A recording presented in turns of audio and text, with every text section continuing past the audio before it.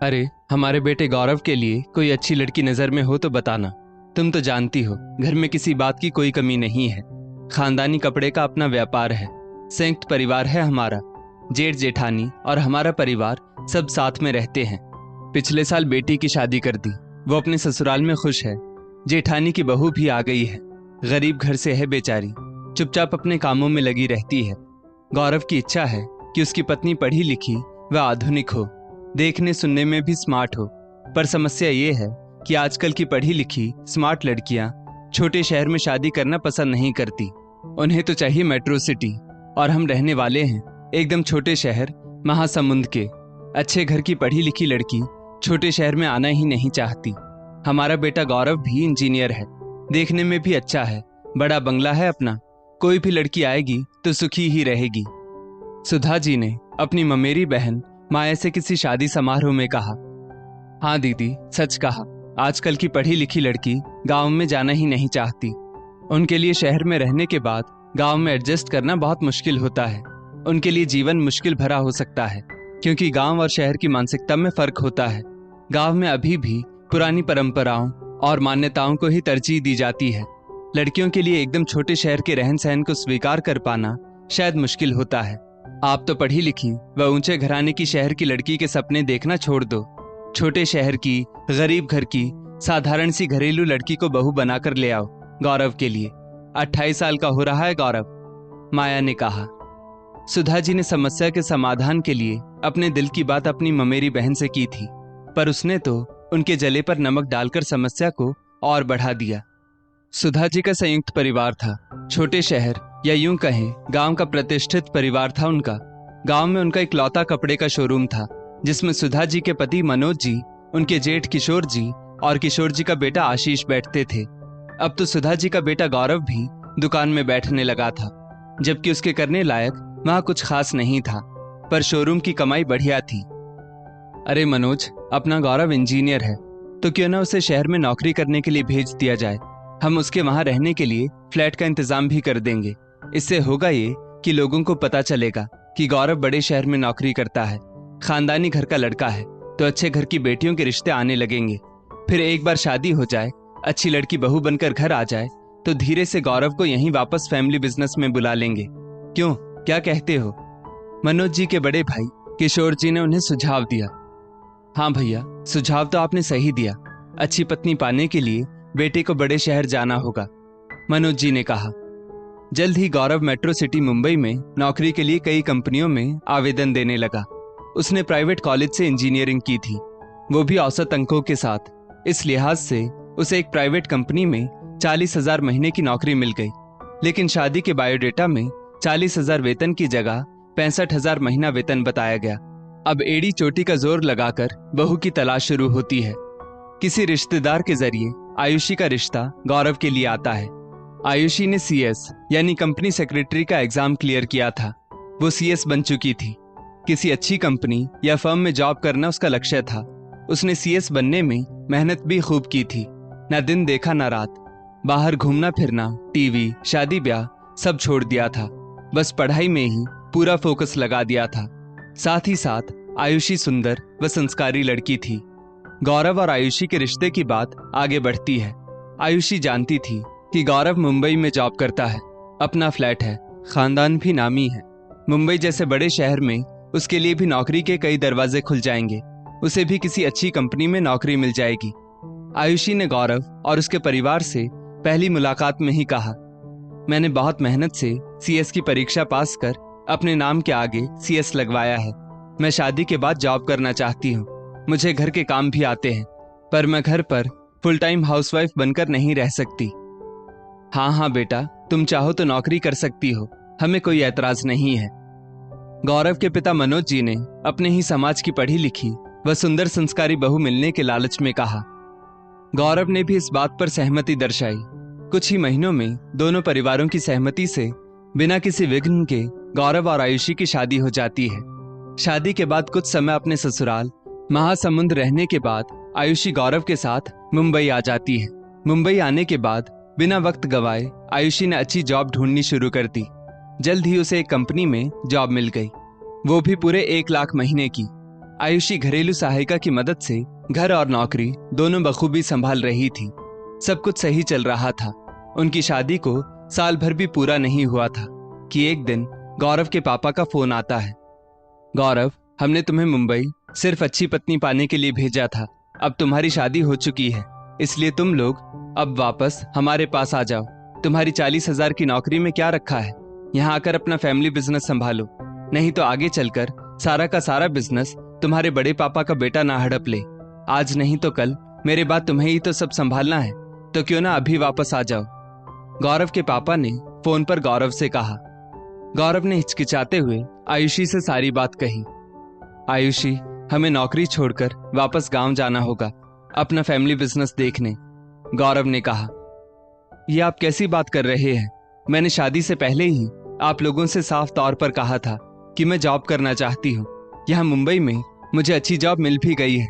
वहाँ गांव में मेरे लिए जॉब की सुविधा नहीं रहेगी। मैं फुल टाइम होम मेकर बनकर जिंदगी नहीं गुजार सकती और मुझे नौकरी पेशा पति चाहिए था, ना कि बिजनेसमैन। मैं अपने वजूद को खो दूंगी। आप लोगों ने मेरे साथ धोखा किया है। बड़े शहर में रहकर नौकरी करने का जाल बिछाया और जब शादी हो चुकी है तो आप लोग मुझे आपके हिसाब से जीवन जीने को मजबूर कर रहे हैं। मैं ये नहीं कहती कि शहर गांव से बेहतर है या गांव में रहना निम्न स्तर की निशानी है, पर मेरी प्राथमिकता अलग है। ये मैंने साफ तौर पर पहले ही कह दिया था। अपने हिसाब से जिंदगी गुजारना मेरा हक है। आप लोगों को कहीं और रिश्ता करना चाहिए था, जहां लड़की को आपके तौर तरीकों के हिसाब से गृहिणी बनकर रहने में कोई ऐतराज नहीं था। हर बार त्याग की मूरत औरत ही क्यों बने? आयुषी ने मायूस होते हुए कहा।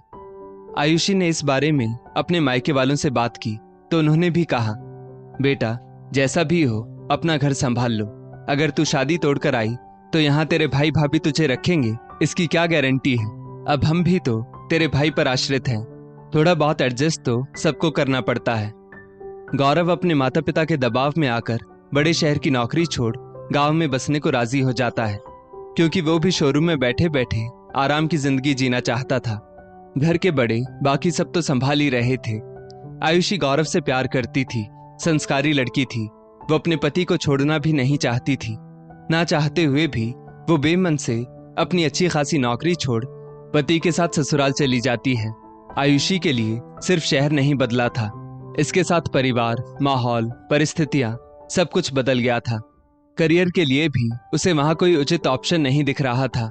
इसमें आयुषी की कोई गलती नहीं थी, क्योंकि उसकी अब तक की जिंदगी बड़े शहर में गुजरी थी। ऐसे में उसके लिए स्मॉल टाउन में एडजस्ट होना आसान नहीं था। अब आयुषी की जिंदगी किचन से बेडरूम, बेडरूम से किचन तक में सिमट कर रह गई थी। सास जेठानी की बेतुकी बातें उसे अक्सर ही सुनने को मिलती। फलाने की लड़की भाग गई, फलाने की बहू 4 महीने से मायके में ही है, फलाने की बहू बिना नहाए किचन में जाती है, तो फलाने की बेटी कैसे कैसे कपड़े पहनती है। कोई ज्ञानवर्धक देश दुनिया की बातें नहीं होती थी घर पर। आयुषी घुट घुट कर जिंदगी जी रही थी। उसे अकेले घर से बाहर जाने की इजाजत नहीं थी, अपनी पसंद के कपड़े पहनने की इजाजत नहीं थी, छत पर भी टहल नहीं सकती थी। अच्छे घर की बहू बेटियां छत पर खड़ी नहीं रहती, ऐसी पिछड़ी सोच थी आयुषी के ससुराल वालों की। कार चला लेने वाली लड़की को 2 व्हीलर चलाने की आजादी तक नहीं थी। काम करते वक्त घूंघट भी सिर से नहीं सरकना चाहिए। गूंगी बहरी बनकर रहना होता, गलत को गलत नहीं बोल सकती। इसी बीच आयुषी एक बेटी की माँ भी बन गई।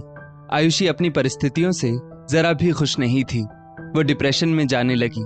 कभी वो छोटी सी बात पर रोने लगती, तो कभी जोर जोर से चिल्लाने लगती, कभी बात बात पर सबसे उलझने लगती, तो कभी एकदम से चुप हो जाती। आयुषी की हालत दिन ब दिन खराब होने लगी। किसी अनहोनी की आशंका से उसके माता पिता उसे देखने आते हैं। आयुषी, आयुषी, आयुषी की माँ ने उसके कमरे में जाते ही कहा। कमरे में अंधेरा पसरा हुआ था, जगह जगह सामान बिखरा पड़ा था। बिस्तर की चादर अस्त व्यस्त थी, बच्ची के खिलौने, कपड़े यहाँ वहां पड़े थे। आयुषी ने अवस्थित सूती साड़ी पहनी हुई थी, बाल बिखरे हुए थे, चेहरे पर बस एक बिंदी थी। न मांग भरी थी, न मंगलसूत्र पहना था, न उसके हाथ में चूड़ियां थी। आयुषी, आयुषी, ये क्या हाल बना रखा है बेटा तुमने अपना? माँ ने आंखों में आंसू लिए आयुषी का चेहरा अपने हाथों में लेते हुए पूछा। माँ को देखते ही आयुषी उनके सीने से लगकर जोर जोर से रोने लगी। माँ, मैंने सब कुछ संभालने की बहुत कोशिश की, पर मुझसे अब और नहीं होता। एडजस्ट कर करके थक गई हूँ। क्या से क्या हो गई हूँ मैं। आयुषी के सब्र का बांध आज टूट गया था। आयुषी के माता पिता ने गौरव और उसके परिवार वालों को कटघरे में खड़ा कर दिया। आप लोगों ने हमें धोखे में रखा। आपने हमें बताया कि आपका बेटा इंजीनियर है, शहर में बड़ी नौकरी करता है, पढ़ाई का महत्व समझता है। सच्चाई तो ये है कि आप लोगों ने अपने बेटे को शहर केवल अच्छी पत्नी पाने के लिए भेजा था। शादी के साल भर बाद ही बेटे को नौकरी छोड़ वापस बुला लिया। झूठ दीमक के समान होता है, जो किसी भी रिश्ते की नींव को कमजोर कर देता है। हमारी बेटी पति के साथ ससुराल वापस भी आ गई, पर यहाँ पर भी आप लोग उस पर 1000 प्रकार की पाबंदियां लगाने लगे। पाई पाई के लिए मोहताज बनाकर रख दिया हमारी बच्ची को। दामाद जी आलस की वजह से बिना काम के भी शोरूम में बैठे रहते हैं। हमारी बेटी को आप लोगों ने जीते जी मार डाला। हम हमारी बेटी और नातिन को ले जाने आए हैं। आयुषी के पापा बोले। अरे अरे समधी जी, आप आवेश में आकर ऐसा फैसला ना करें। हम आराम से बैठकर कोई बीच का रास्ता निकालते हैं ना। गौरव के पिता मनोज जी ने डरते हुए कहा। आयुषी को पढ़ने पढ़ाने का काफी शौक था। दोनों परिवारों और आयुषी की सहमति से आयुषी के लिए कंपनी सेक्रेटरी यानी CS की कोचिंग क्लास खोलने की व्यवस्था की गई। नाम रखा गया डिजायर कोचिंग क्लास। इसमें 10वीं 12वीं के CS स्टूडेंट को कोचिंग दी जाती, क्योंकि गांव में आयुषी की क्वालिफिकेशन के मुताबिक कोई अच्छी नौकरी नहीं थी। शुरुआत में केवल 5 स्टूडेंट थे, लेकिन आयुषी खुश थी, सुकून था उसे। उसके व्यवहार में सकारात्मक परिवर्तन आने लगा और तबीयत में भी सुधार होने लगा। आयुषी की मेहनत रंग लाई। साल के अंत तक 5 स्टूडेंट की जगह 50 स्टूडेंट ने ले ली। आयुषी घर और क्लास दोनों बखूबी संभाल रही थी, वो भी खुशी खुशी। खुद के काम का नशा ही सुकून देता है। दोस्तों, धोखा देना व झूठ बोलना हमेशा रिश्ते को कमजोर करता है, जो शादी जैसे पवित्र रिश्ते में सही नहीं है। अगर लड़की काबिल है, उसकी इच्छा है, तो उसे नौकरी करने देनी चाहिए, क्योंकि उसने बहुत मेहनत से अपने आप को काबिल बनाया है। उसकी मेहनत को बेकार ना जाने दीजिए। इस स्टोरी को लेकर आपकी क्या राय है, नीचे कमेंट करके जरूर बताइएगा। और ऐसी ही और भी बेहतरीन वीडियोस के लिए हमारा पेज जरूर फॉलो करें। धन्यवाद।